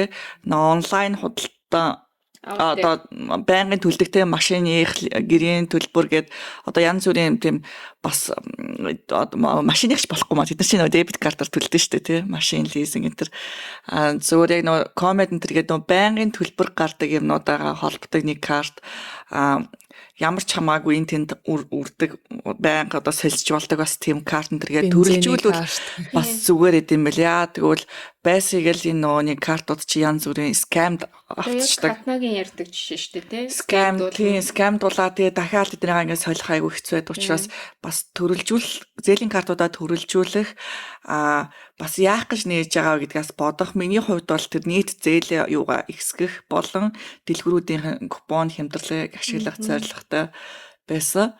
Тэгтээ бас тэр хүний шунлын сэтгэл бас хэцүү учраас бас айжлаа тий. Тийм сахилга уттай л авах хэрэгтэй. Айгу тэр бол айгу чухал. Тэгээд ер нь бол нөгөө одоо жишээлбэл чи сая ярьлаа штэ. Хүний кредит history гэдэг чинь ерөөсөл тэр хүн хитэн төгрөгийн зээл авах чадамжтай байна вэ гэдгийг л харуулж байгаа байхгүй. Сая чиний ярьсан 10 карттай бол 10 одоо төрлийн сорсын зээлийн одоо сорстой байна гэсэн үг байхгүй. Тэр сорсоо хэрхэн зөв ашиглаж гин вэ гэдэг дээр л байгаа байхгүй тий. Тэгэхээр яг мэдээж хүн болгон айгүй юм мундаг сахилга баттай юм байж чаддгүй л те. Гэхдээ бид нар юу анхаарах ёстой вэ гэдэг нэг хэдхэн point бол ойлгочих юм бол яг одоо айгүй зүгээр Тий. Ерөнхийдөө болохоор яаж хэрхэн одоо худалдаа авалтыг хаанаас хийх вэ? Одоо жишээлбэл Costco-гийн карт гэхэд 2% ч юм уу те return байдаг. Тэгэл бид нар нөгөө executive card-ыг авангуудаа 120 гэлвэл $110 төлдөг штэ те. Тэрийг нөгөө дандаа нөгөө Costco-гоос одоо бензин авж ийн те. Хүнсээ авж ийн, 0-ийнхоо цасыг авж ийн ч гэдэг юм уу те. Тэрийгээр буцаагаад тэр одоо reward авчдаг. Дээрээс нь бас хэрвээ нөгөө City card-таа бол дахиад чинь бас point цуглуулна. Зүгээр юм билээ. Заавал Costco-гийн City card. Гэхдээ жавхан одоо жишээлбэл чи шууд эхлээл 10 карттай болоогүй гэж тараа шүү дээ. 1-2-оос нь ингэж эхэлж явж байгаад магадгүй би менеж хийж чадах юм байна гэж бодох үедээ одоо кредит картныхаа тоог нэмдэг. Цалийг нь авах нэг сарын дотор авчихсан биш үү? Шууд явах. Нөө нэг 2-7 хоногт багтаага. Тэг гэж бодох үедээ те одоо тоогоо нэмдэг ч юм уу бас тиймэрхүү шатарал те. Бас тийм ч амар ухаантай бас байгаагүй. Нэг менеж энэ төр хийж чадна гэж бодоагүй зөвл 10% хөнгөлтөн зүгээр юм байна. 25% хөнгөлтөн. Ер нь өөр гэсэн бенефиттэй байгаа шүү дээ. Тийм яг үнэ. Тэрийг л ашиглуулахын тулд тэр стор бүхэн өөрийнхөө картыг санал болгож байгаа шүү дээ. Тийм ээ. Тэгэхээр нэг хүн одоо нэг кредит карттай болохоор худалдаа авалт хийх нь байнга болчдөг байхгүй юу? Одоо чи жишээлбэл Target-ийн карттай ч юм уу эсвэл Costco ч юм уу эсвэл одоо юу гэдгийг те Macy's ч юм уу те Macy's ч юм уу те тэнд картаа бол өөр дэлгүүр рүү очихгүй би кредит карттай юм шиг тэр дэлгүүртээ очиод тэндээ худалдаа авалтаа хийн штэ. Оноо тэгээд нөгөө 10% хөнгөлтийг гэдэн. Тийм учраас дэлгүүр болгон тийм одоо хөнгөлт урамшуул зарлаад кредит карттай болгохын төлөө бид нар чинь бүр ажиллаж идэг, маркетинг нь тэгж явж идэг. За тэгээд нэгэнд болчих юм бол за тэгээд уучлаарай чи мөнгө төлөөрөө л гээ штэ тий. Тэгээд дээрэс нь болохоор яах вэ гэхээр одоо тэр нөгөө энэ олон том Америкийн том зах зээл дээр өрсөлдөхийн тулд эдэрч дандаа айгу гоё промошн зарладаг тий. Гэтэ яг хөө тэрэнд бас хууртаж болохгүй шүү манайхаа. Тэг ер нь бол промошн юм уу ингээд дэлгүүрт орох болгонд л кредит карт санал болгож яадаг. Тэрэн дээр заримдаа нөө гэж хэлж сурах хэрэгтэй. Тий. Одоо яг одоо л жавхаа минь кредит картаа зурдаг цаг. Аюултай байхгүй. За нэг ингээ юм багаас өнөхлөө те. Хэрвээ манай кредит картыг авчих юм бол танд би 10% ч 20% хэмдэлтэй өгч ихээр мөнгө хэмтгээд байгаа байхгүй. Тэр нь яг хөө тэр том худалдан авалтан дээр бол айгүй зүгээр ахгүй тий. Хэмжихэд байгаа. Тэгтэл миний бодлоор бол тэр чинь нөгөө удаан хугацаанд бол хэрэггүй байхгүй тий. Тэгээд одоо төлж чадахгүй бол тэр чинь хэдэн үе хүүтэй гэж эхний яг уу нэг 16 18 сар ч юм уу 12 сар ч юм уу хүүгүй байжгаад тэр нь 30% хүүтэй 29% хүүтэй болчдөг байхгүй. Тэгэхээр чинь юу чиний нөгөө 20%-ийн одоо дискаунт тий 10% дискаунт. Тэгэхээр хэрвээ мөнгөө удаандаа бол тэр дискаунтаа буцаагаад авчдаг л гэсэн үг юм байна тий. Даблдж авдаг. Тийм байна. Кредит картын яг нөгөө юу над шиг ашиглал зөв нөгөө хөнгөлт урамшуулын нөгөө дор нь төлөөд заавал тэр хугацаанд тудлахгүйгээр зүгээр л хөнгөлтийг ашиглах гад тий картаа зураал дор нь төлөөд байвал бас full payment хийчээд байвал minimum биш full payment. Тийм full payment гэдэг үл зүгээр. Тэгээ мартамхаа хүмүүс бол бүр ялангуяа бүр хэцүү юм лээ тий. Тэгээд нөгөө өөрөө энэ мөнгийг гаргаж чадна гэсэн юмаа л авахгүй болвол энэ чинь урамшуултай юм байна гэд өөртөө байхгүй мөнгөөрөө худалдаж авч болохгүй л гэсэн санаа. Тийм одоо ингээд нөгөө ялангуяа одоо эмэгтэй хүмүүс те ингээд нөгөө би бол гэдэг байхгүй надад бүх юм байх ёстой юм шиг те ийм юм хямдарсан байж штэ хямдралыг харж баясч бас худалдаа авалт тийм хоёрдугаарт надад байхгүй юм энд байж штэ гэж тэгээ гоё офер байна авчи гэл те тийм тэгэхээр тэрнээс бас бид нар айгүй болгоомжлох хэрэгтэй ягаад тэгэхээр тэгээд ингээд эцсийн бүлэгтээ ингээд харахаар баахан адилхан юмнууд байж байгаа байхгүй одоо хувцснууд гэхэд те ингээд хар өмд бол 4 5 ч байх шиг те одоо адилхан өнгийн цамц байх шиг те ингээд ер нь бол ийм юм байлээ тэгэхээр нөө сэтгэл хөдлөлөөрөө худалдаа авалт хийхгүй байх нэг санхүүгийн сахилга бат гэдэг аягүй чухал те ямар ч байсан бид нар нөгөө өссөн үедээ дэлгүүр битээ хоол хүнс өглөөл гэдэг шиг те тэгэхээр бид нар яг ингэж нөгөө майндсетээ эхлээд ингэж гоё надаа яг хэрэгтэй юу хэрэггүй юу энэ үнэхээр нөө Мари Кондо гэдэг штэ те Японы нөгөө гоё ингэж тэгцэлдэг organize хийдэг те тэр шиг minimalist ингээд хараад дэлгүүрт ороод авсан хувц чи энэ үнэхээр надад spark хөө. Энийг өмсөд би үнэхээр гялалцах уу те. Үнэхээр гоё харагдах уу. Тийм биш л бол хэрэггүй юм байна. Гэж сурах хэрэгтэй юм шиг байна. Ингээд мэдээллийг ингээд чигцтэй ингээд мэддэг хүнээс нь авчаар их амар байна тий. Яг үнэн нэг дор бүгдийг ингээд Анх ирчээд нөгөө ингээд за ингээд 5 та хэдэн жил болсон гэсэн 10 жил. За та хийсэн чи 15 жил 5 жил гэл. Би ч дөнгөж ирж байгаа шүү дээ тий. Тэгэл нэг юм асуунгууд мэдхгүй сайн мэдхгүй. Тэнгүүд чинь яг тухайн хүн чинь нэг өөрөө анх ирэхтэй хүнээр туслуулад тий чинь зарим юм амьдралд нэг л удаа хийж байгаа шүү дээ одоо тий. Тэнгүүд би гайхаад яага хэлчихгүй юм бол мэдээчээр гэдэг чинь тэгээ бүгд л ингээд өөртөө нэг удаа л хийж байгаа бүгдээрээ завгүй тэгээд энэ дээр би амар гайхдаг гэсэн. Энэ яагаад ингээд надад хэлчихгүй байгаа гэдэг. Та нарт нэг тиймэрхүү бодол төрдөг тий мэдэхгүй л байгаа юм тий. Яг өөрөө хийгээгүй ч юм уу эсвэл хинээр тусгaalсан тэгээ учраас мартцсан ч юм уу эсвэл цаг үе өөрчлөгдсөн. Бас Тэр юм утсан гэд тэрийг мэдэх алгагүй л юм. Тийм яг өнөө Утчаад байгаа хэлчихгүй байгаа юм бид тэр гэх. Амар гоё тийм бас сүлс Та бүх юмыг мэдэх ёстой эцтэй одоо гэдэг. 10 цоц. тэгээ хэл усны асуудал байна. Тийм байна. Барьер байна. Нэгдүгээр хоёрдугаар тэр хүний бас нэг онцлог байна шүү дээ. Нэгмийн ухаж төнкөж явдаг хүн үгүй юу? Эсвэл яг үнэ. учрыг олдог хүн үү? За тэгээд нөгөө бас нөгөө манай нөхөр жишээлбэл юм юмд нэх оролцдоггүй. Юу ч мэдэхгүй. Юу ч мэдэхгүй. Юу 10 жил болсон ч гэсэн юу ч мэдэхгүй юм бас Танаас тий. Манай ихнэр бол Google штэ гэсэн сууж байгаа. Надаа Google хэрэггүй. Энэ зээлтэй холбоотойгоор цөмөөс яа нөө машин худалдаж авахдаа loan болон lease гэх хоёр ялгаатайгаар машин худалдаж авах шүү дээ тий. Тэгээ энэ талаар loan lease хоёрын тэр ялгааны талаар бас энэнийг машин авахдаа loan-оор авч ирсэн үү, lease-ээр авч ирсэн үү? Яавал зүгээр байсан бэ? Харамссан эсвэл ингэ чи зүгээрээсэн шүү гэд бас зөвлөчхөр зүйлсүүд юу байна? Жавхад чи саяхан нэг гоё машин аваагүй юу? Хамгийн ойрхон байгаагаараа чи сурсан мэдснэ хаалцах уу? Бол яг амар судлаагүй Эхнийхээ дийлэрээс авсан уу? бараг л тэгсэн. Яг хоёр дахь дийлэр дээр авчихсан. Тэгтээ нөгөө нь юу Монгол хүн бас байвал зүгээр юм болов гэд. Гэхдээ бас яа Монгол хүн байна ч гэсэн бодоогүй л очсон чинь яг байж таарсан. Тэгээд цаа дилершип хөдлөнд би ихлээр нөгөө онлайнаар холбогдсон чинь намайг Монгол хүн байна гэж шууд цаанаасаа нэрээр маань мэдээд манайх Монгол ажилтнтай гэж шууд Монгол ажилтнаа холбогдуулсан. Нааталж ирсэн банк гэсэн бүгдээрээ Монгол. Тэр бас вау байсан. Тэгэнгүүт би нөө юу дилершип дээр очиод loan lease хоёрын юу төлөлт сарын төлөлт болон down payment-ийн ялгаа яг эргээд тэр 3 жилийн хугацаанд хүүтэй төлөлт хийсэн мөнгө болон одоо лиз хийсэн мөнгө тухайн 3 жилийн дараах машины үнэлгээ гэсэн ялгаануудаа би харсан хгүй нөө зөөр үржүүлж штэ тооны машиндаа гаргаад те. За би лоноор авах юм бол 3 жилийн хугацаанд ийм мөнгө төлсөн байна. Лизээр авах юм бол 3 жилийн хугацаанд яг 3 жил гэж ярьж байгаа болохоор лизийн машинууд 3 жилээр байдаг байхгүй. Тэгээ тэр утгаараа Лиз гэхээр нөгөө ялгааг нь харсан. Тий. Түрээс лиз гэдэг нь машина түрээсээр аваад 3 жилийн дараа машина буцааж өгч болно. Эсвэл худалдаж авч болно 3 жилээр. Тэгэхээр миний хувьд болохоор лизээр 3 жилийн төлөлтийн нийт дүн loan of finance гэдэг юм лээ. Loan буюу finance-аар 3 жилийн дараах төлөлтийн дүн 3 жилийн дараах машины үнэлгээ гэсэн зүйлсээ хараад за лиз нь ашигтай юм байна гэж би шийдээд лиз авсан. Тэгээ бас лиз down payment-гүйсэн. Лизээр авсан юм шүү. Тэгээд яг миний хувьд зүгээр яг юу гэх юм шууд юм төлбөр төлөлтөн дээр л ялгааг нь харцсан.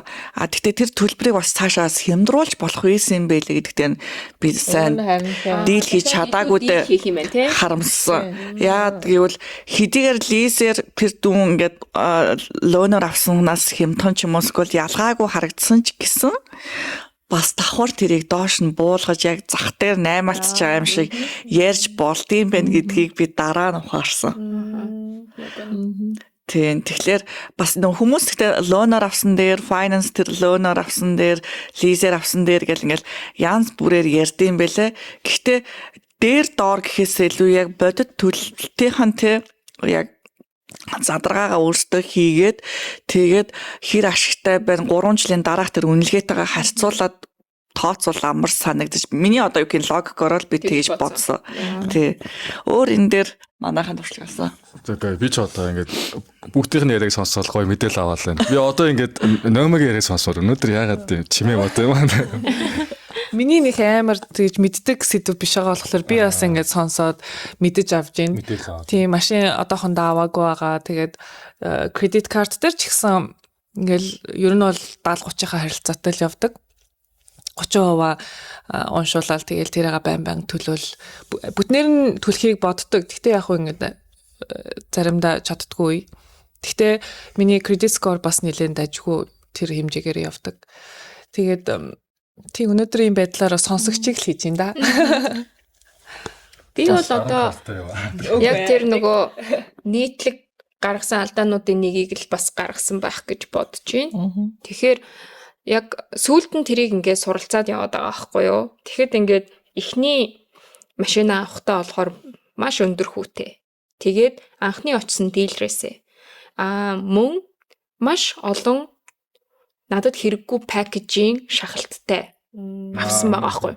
Тэгэхэд хардаа би тэр листийн задаргаагаа ч сайн хараад тэрийг олигтой ярьж чадахгүй. Яагаад гэвэл энд байдаг salesman-ууд бүр ингээд толгой бүр үнэхээр эргүүлдэг. Тэгээд манипуляц хийн. Тэгээд negotiate дандаа өөрчөндөө ашигтайгаар хийн. Тэгэнгүүтлээ одоо нөгөө айгүйх мэдгүй нэр томьёо terms хэрэгэлдэг. Тэнгүүд бүр ингээд толгой өргөд гэтэл тэрийг би 2 дахь дилер дээрээ биш 2 дахь машины худалдан авалтан дээрээ одоо амар тийм simplify хийх талаас нь зүгээр ингээд өөрийнхөө ухаанаар бодоо шууд ярьж байгаа байхгүй. Өөдөөс ингээд баахан те им гэл тэгэнгүүт нь хөөе би ч чи наана зогсч доо яг энийг надад чи нэг дахиад нэг би ойлгохоор нэг тайлбарлаад өгөөч. Наа чи хитрхийн юм чи комплекс яриад байна. Complicated яриад байна. Энийг чи энгийн болгоод ингээ хэлээд өгөөч. Би энийг чи илүү төлөх гээд байгаа юм шүү. Зүгээр шууд хэлж авч. Энэ надад ашиггүй юм шүү. Гэл гих мэдчлэн ингэж яриад 2 дахь дээрээ бол гүдэл хийсэн. Гэхдээ эхнийх дээр маш их цаг хугацаа маш их мөнгө алдсан л байгаа байхгүй. Заавал нэг тийм юу туршилттай хийж байна. Тий, заавал тэгж ийн харин тийм тэгжиж тэрийг ингээ мэдчихээн. Тэгээ хичнээн мэддэг хүнс ингээд машин авахтаа за чи ийм ингээд юм үйлчлэгнүүд байгаа. Эдрийг нь авахгүй гэж хэлээрээ гэд явуулж штэ тий. Очингууд нөгөө нэг хүн чи яг ингээ авчих юм бол ингээд чи жил ингээд ямар ч ингээд дос мосоо солиулна тий. Нэр хэрэгтэй ч байлоо гэ. Тэгээд мөнгө бодохгүй за тэгээд зээл аваад тэнгүүл яа чи 3-4 сая доллар ингээд нэм. Яг тэгдэм байлээ. Мэддэг хүмүүс л өөр юм байл. Ер нь бол дараа огнагч байгаа дагуулаа явъя. Тэгьяа. Миний өмнөөс no гэж хэлээ. Яг нөгөө нилээ хэдэн хүнтэй ингээ явж өгчээс ахгүй би машин авахт нь. Тэгээд намайг аваа яваарай би нөө үнгүй шүү гэдэг ингээ тэгсэн ирнэл хүмүүс гүйчжэл машин аваад бүр 20% хүүтэй драфцсан. Амар тэгээд нөгөө бүр хилээд ахтал очиод анхныхаа дилер дээрээ сууж байгаа л баахан юм нэмэлт давхар шахалтаар баахан авцсан. Тэгээд би дараа нь очиод наатаа энийг асуул гэд тэгээ бүр асуулаад яажсэн. Тэгээд нөгөө refinance хийж болохгүйгээр бүр хийцэн байгаа байхгүй. Тэгээд нөгөө сарынхын төлбөрийг эхлээд хүүгийн авдгаар ингээ хийцэн. Бүр ямар ч уян хатан биш. Тэгээд ерөөсөө ингээд тэр хүмүүс бол зүгээр л нөгөө тоон дотор үсэг цохиж явна гэдэг шиг нөгөө эсвэл нөгөө үгний цаана одоо өөр юм ингээд давхар хийцэн. Гэрээ мэрэн бол амар юм юутай. Тэгэхээр миний бодлоор хүмүүс бол эхлээд машин авахтаа бол маш ингээд 2-3 газраар явж үзээд те эхлээд сошиал хизээж өгж болохгүй. Тэгэхээр бол шууд hard inquiry болгоод онооч унана. Тэгэхээр өгж болохгүй. Өгөхгүйгээр үн авч болдог байхгүй юу? Тэгэхээр зарим газар бүр хэлэхгүйгээр сошиалыг маань ингэж асууж авчаа тэр эхний юун дээр очиход бүр амар олон hard inquiry хийцэн авч. Яа тэгэхээр нөгөө тэд нар чи шууд амар олон банк руу явуулчихдаг байхгүй юу? Явуулчихдаг юм билээ. Тий. Юу тэрийгэ дараа нь мэдчихэм. Тий. Одоо Toyota дээр очлоо гэж бодъё л да зүгээр жишээ тий. Toyota дээр очингуу чиний нэг сонирхож байгаа машин байлаа гэж бодъё. Гэтэл тэд нар чи сошиал хизээч өгч болохгүй байхгүй. Гэтэл сошиалыг чи авангуудаа цаашдаа 10 банк руу хандчихдаг байхгүй тэд нар. Тийм бил. Тэгэнгүүт ч өста кредит анаа чинь сүм гэж он чинь. Тэр hard inquiry дээр 10 банк руу явуулчихин гэж шүү дээ. Тэгээ зохиогийн төрөө хэлдэг нөгөө 10 өдөртөө ажлын 10 өдөртөө нэг л тооцдог гэж байгаа шүү дээ. Тэр нь 10 банк руу явуулсан ч Нэг л тооцоо. Нэг л тооцсон тий. Уг тухайн үедээ яг 5-5-аар унжаа гэхнээ 10 өдрийнхаа дараа нэгтгэхдээ нэг ун. Тий. Гэхдээ тэр чинь хараа ингээл амар ядаргаатай тэр банкнаас ингээл юм ирээл заяа. Нөгөө чи авах уу, чи зээл авах уу, чи авах уу гэл нөгөө олон 10 банкнаас ч ингээл ирээл. Тэгээд дахиад нэг өөр газар очиод тийм болохоор ерөөсөө нэгдүгээр сошиал хийжээч өгч болохгүй. Final deal-н дээр л те. Окей, за зүг боллоо ингээд солилцоос та. Угнаа чи юу үстэй. Одоо ингээд Toyota-гоос би дилерээс бичээлбэл би одоо ингээд машин авлаа штэ. Toyota Finance-аас би одоо зээл оруулж байгаа штэ. Тэгэхээр банк биш штэ. Тэр цаад газар нь шийдэх. Тий. Finance нь банк ч яж болно, finance-ийн газар ч яж болно. Тий.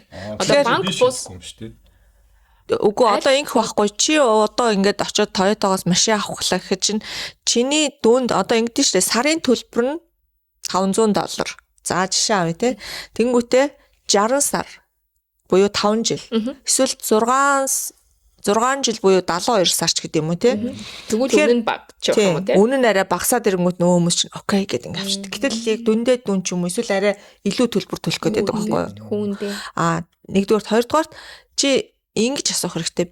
Би одоо миний бажет гэдэг юм уу те. Миний одоо сар төлөх төлбөр би 400. Энийг би 60 сар дотор л төлнө гэж хэлдэг ч юм уу те. Тэгэж хэлээл тэрэн дээр шахуулах хэрэгтэй. Тэгэхгүй одоо жишээлбэл нөгөө хүмүүсийн аманд ороод байвал тэд чинь дураараа л нэмээд байна. Эсвэл нөгөө сарын ч уртсгаал 7 жил 8 жил болгоол ингээл 84 сар ч гэдэг юм уу те. Ингээд тий. Тийм учраас хамгийн түрүүнд очиод би нэг ийм машин хайж байна. Энэ миний бажет ийм байгаа. Тохирох уу байна уу? Сард би 400 төлнө, 60 сар төлнө. Тэгэл тэгэнгүүт чинь тэд нэр тэр дотроо байх юмнуудаа хайгаал окей заавал за үгүй бол за би дараагийнхаа авлаа гэл тэгэхээр чамайг явуулахгүй чи наанаа суужигээд тэр цаашаа явчихдаг байхгүй юу? Менежер лүгээ явчихдаг. Үгүй тэгээ тэд нар чи айгу инээтэй хамгийн гол нь ингэдэг гэж хэлээ. Цаана очиод нөгөө хүнийг бүр залхаат л хүлээлгдэг. Тэгж жагаад finally гарч ирээд нэг юм санал болгоо нөгөө хүмүүс бүрий 2 цаг хүлээц юм. Тэгээ шууд тий Залхаан цэрлж тийм. Хэрвээ тийм бол тех тусманд л шууд no гэж хэлэх хэрэгтэй байна. Тэгээд хамгийн гол нь миний ингээд анзаарснаар Америкчууд ч бас ингээд sales тал дээр бүр ингээд бүх юмыг бүр ингээд бүр гарын 13 болгоцсон маа штэ тий. Тэгэхээр бид нэр орохдоо л одоо наад гарын 13-наас чинь би бол дутхгүй шүү гэдэг одоо тийм mindsetтэй би ийм судалгаагаа хийцэн байгаа шүү. Миний одоо санхүүгийн одоо ойлголт бол ийм байна гэсэн байдлаар шууд ороод тийм төвшнөөс л харьцах хэрэгтэй юм билээ. Тэг хүүн хід байх уу гэдгээ бас тохирох хэрэгтэй.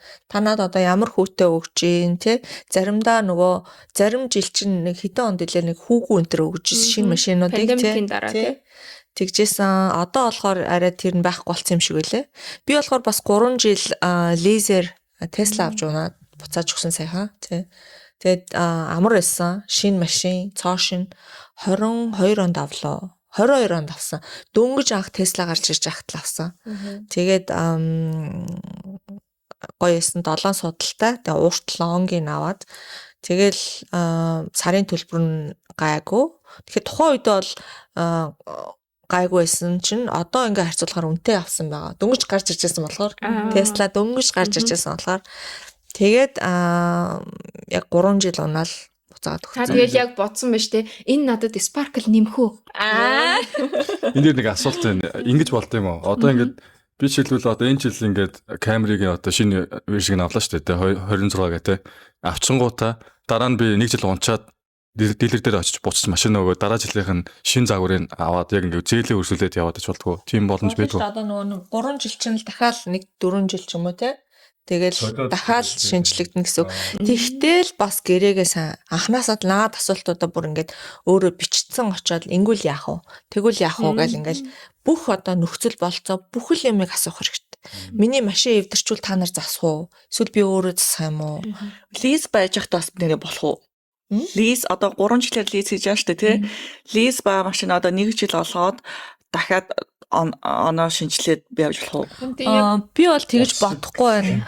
Тийм. Лиз нь өөр үү тий. Лиз нь өөр бах. Ер нь бол лиз гэдэг чинь нөгөө энэ оны энэ шинэ загварынхаа энэ машиныг чи тэдээр лиз хийж болно шүү гэсэн мэйл ирээд байгаа Toyota Finance-аас. Хууцнаа өгөөд үү? Эсвэл дахиад гэдэг утгаар юм болов. Шинэ маркетинг хийгээд Үгүй байгаа юм л болов. шинэ маркетинг. Тэрнээс яг 3 жилийн хугацаанд бол тэрийг өгөөд дахиад хүмүүс яадаг байхгүй. Тэгээ миний ойлгосноор лизийн давуу тал нь болохоор нэгдүгээр яг хуу арай хямд байдаг. Яг тэгэхээр чи тэр машин хязгаар чинийх болохгүй тийм үү? 3 жил сайхан шинэ машин унж байгаа л нэг ингээл эвдрэл гэмтэл гараал ингээл ахгүй. Нэгдүгээр хоёрдугаарт машин чинь нөгөө тэр юунаас гараал бол тал үнэ алддаг. Айгу depreciation ихтэй одоо эд хөрөнгө штэ тий. Тэгэхээр яг хуу тэр талаасаа бас бодоход ингээл 3 жилийн дараа ч юм уу 5 жилийн дараа 5 жилээр одоо их хвчлэн авдаг штэ. Одоо зээлэр машин авч байгаа тохиолдолд finance хийгээд тэгэхээр 5 жилийн дараа нэгдүгээр 5 жил хуучирсан, майл нь явцсан, тэгээд тал үнэ нь алга болсон ийм машинтай байх уу эсвэл дахиад шинэ машин авах уу гэдэг л шийдвэр байхгүй юу. Тэгэхээр зарим хүнд бол үнэхээр finance нь зүгээр идэм байлээ. Нөгөө 5 жилийн дараа ч гэсэн би машинаа төлөө дуусчихад ядаж дахиад машины мөнгө төлөхгүйгээр дахиад нэг 5 жил унчна гэдэг ч юм уу тий. Тэгээд их явдаггүй хүмүүс ч юм уу тий. За Uber Lyft хийдэг хүмүүст бол lease болд юм яа тэгэхээр жилийн нөгөө майлжтэй байдаг байхгүй юу? Жилд 12,000 майл явна, 10,000 явна, 15,000 явна гэд. Тэгээ тэрнээсээ хамаарат үнэн нь яадаг. Тэгээ би яасан гэхээр минийх нь штэ. Би жилийн 10,000 болов хэд байлаа. Ямар ч үстэй илүү гарсан. Би илүү явцсан байсан. Тэгээ майл нь 0.25 цент. Тэгээ тэрийг ингээд нөгөө илүү майлаараа 3,000 майл явцсан байлоо хэдэн мянган тэрийг ямар ч үржүүлээд би нэг 2-3 мянган доллар илүү нэмжтүүлсэн. Тийм байт юм. Тэгвэл лизер 3 жилээр авчаад хизээч өөрийн болгож болохгүйгүй юм биш үү те. Гэхдээ Сонгож авч болно. өгдөм байлээ. Өгдөм байлээ. Одоо нөгөө яг лиза дуусан гут одоо чи энийг өөрийн болгож авч болно гэсэн тийм юу өгдөм байлээ. Опшн. Тэгэхээр үнэн нь ямар ах нь уу, дахиад явах нь уу гэдэг л дээр л.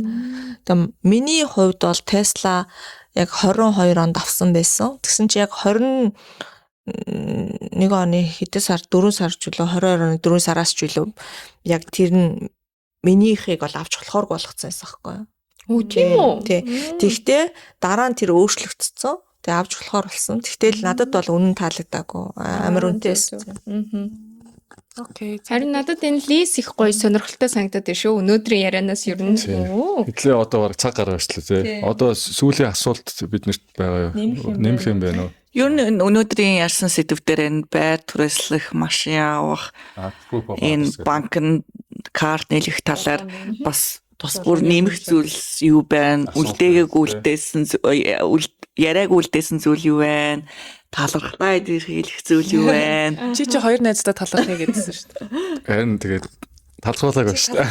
Энэ ташрамыг Тий, би нэг анх ихтэй нэг манай найз тосоод тэгээд гэртээ байлсан. Тэгээд найздаа баярлдаг шүү. Тий. Манай бэк ханда тосч авсан бүх хүмүүстээ баярлалаа. тий, юу их гоё байсан тий. Би хамгийн азтай байсан тий. Би бас одоо талархлаа илэрхийлээ. Дөрөнд бас дурдсан. Гэхдээ ямар ч гэсэн бидний намайг манай гэр бүлийг тосож аваад те нөгөө ингээд цааш нь ингээд яаж өгсөн найздаа баярлалаа. Онкодоо те төгсөөдөө баярлалаа гэж хэлээ. Тэгээд үргэлж талархаж явдаг шүү. Тэгээд талархлыг минь хүлээж аваарэ. Сүүлд яг хоо жоохон ингээд нөгөө уур амьсгал эвгүй болоод амьдралын жамаар ингээд салаад одоо явсан боловч айгу үргэлж талархаж явдаг найздаа тий.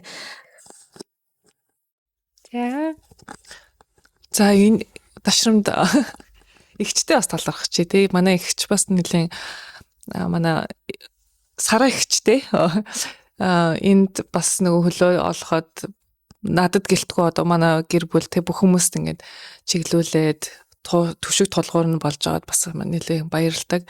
Тэг жахаа нөхөр нь тэг манай эгч бол энд нэлээ чухал байр суурь эзэлж байгаа. Тэгэхээр баярлалаа. миний хувьд бас уунаатай адилхан бит хоёрыг нэг хүнээр дасуулсан. Тий. Тэгэхээр яг уунаатай адилхан сэтгэлтэй байна. Надад болохоор анх ирэхэд маань тосож авсан бүх юмыг танилцуулсан гэр бүлийн хоёр найздаа маш их талархаж байна. Мөн үргэлжлээд бас ингээд нөгөө цаг хугацааг хувааж үзэх юм бол тэр цаг үед учирсан, тусалсан, хэлсэн, заасан хань болж исэн бүх цаг үеүүдэд ингээд Америкт танилцсан бүх хүмүүстэй талархаж байна. Бүр юм хайр дүүрэн байдаг би.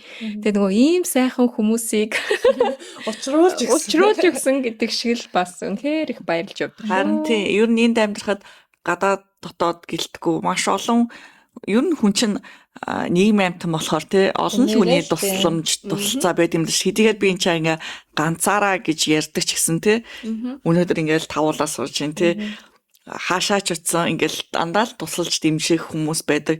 Ер нь хүн нэг хүнд муу юм хийж анхаасаа боддог юм билээ шүү дээ. Бүгдээ тусалчээ дэмжчихээ.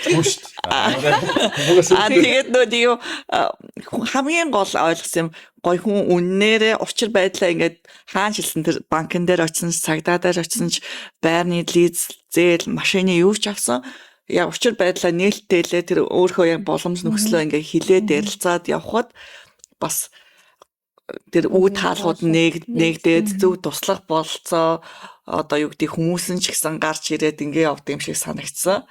Тэгээд заавал юмыг нэг хүнээр нэг байгууллагаар нь дүгнэхгүй Яг үнэ. Маш олон боломж үлдээд тухайн нэг банкны тэр 5 ажилтнанд 5 өөр зан гаргана цагдаа болох өөр зан гаргана бүх юм зан гаргана тэгэхээр яг хүн болгоныг бас кейс өөр эдэг Тэгэл амьдрал үзэндээ юу нэг тэгэл бүх юмыг тоолондоо би яриа Тэгээд манайхан бас сонсож байгаа хүмүүс маань доор комментэнд талхаж байгаа хүмүүсээ таг хийцгээгээрээ баярлж авдаг шүү гэдгийг илэрхийлээрээ. Дээрээс нь асуух юм байвал асуултаа үлдээж болно. Манай угнаа хчлээс айгуу. Одоо ингээд энэ талаар ярьсан юм чинь хүн болгонд асуулт байвал бас асуугаарай. Эсвэл дараагийн сэдв юу байвал энэ талаар дэлгэрэнгүй ярьж өгөөч гэсэн тийм комент байж болж гин. Тэгээд бас хинт талархаж явдаг вэ хинт талархаж явдаг вэ тэрийг бас дуртаараа би бас маш олон хүн талархаж явдаг. Тэгээд хамгийн түрүүнд одоо бас цуглааныхаа хүмүүс талархаж явдаг. Яагаад тэгэхээр намайг өстө анханаас нь ингээл бүчиж аваад айгүй их тусалсан. Тэгээд тийм учраас ингээд нөгөө сэтгэл маань цаашдаа бас олон хүн туслах юмсан гэсэн тийм үүднээс магадгүй энэ подкаст ч үүссэн бах тэгээд олон хүнд одоо туслаж мэдээлэлээ дамжуулах юмсан гэдэг айгүй тийм гоё сэтэл уусаа нөгөө ганц хүн гал болдгоо ганц мод гал болдгоо гэдэг шүү дээ. Яг тэрэн шиг бид нэр үргэлж бие биендээ туслаж дэмжиж тэгээд бас нэг юмыг уриалмаар байгаа. Тэр нь болохоор нөгөө хүнд энэ яг эсрэг болч концепт юм биш байхгүй. Концепт нь магадгүй ч гэсэн юу юм гэхээр хүн жир нь бид нар гай болохгүй амьдрах юмсан нөгөө гэж хүмүүс ярьдаг штэ одоо тэр айгу бас чухал юм бэлээ. Одоо би яаж хин төвөгчлүүлэхгүйгээр амьдрах вэ гэхдээ нөгөө тусламж асуух нь бас чухал. Гэхдээ яаж бусдад төвөг учруулахгүйгээр амьдрах вэ тэр айгу бас нэг урлаг баг урлаг юм шиг. Би харин эсэргээрээ одоо арай тусламж гуйж сурах нь бас их зөв юм байна гэж хараад байгаа. Яагвал ингээ хитрхи бас ингээ хүнд гай болохгүй гэж бодоод явсан бас ингээд бас алдаад яваад алдаа болох цаг алдах зүйлс бас тойроод шүү дээ. Тойроод байгаа байхгүй. Тэгэхээр нэгэ мэддэг хүнээ олоод ингээд яг их сурвалжуудыг хайгаад ингээд тусламж хүсээд ингээд явах юм бол гой цаг хэмнэх юм байлээ шүү. Энэ талархлаа илэрхийлж байгаа холбоотой миний бас Америкт ирээд амьдралтай маань холбоотой маш том одоо нөлөө үзүүлсэн надад тусалсан нэг байгууллага байгаа. Энэ бол Canwin гэдэг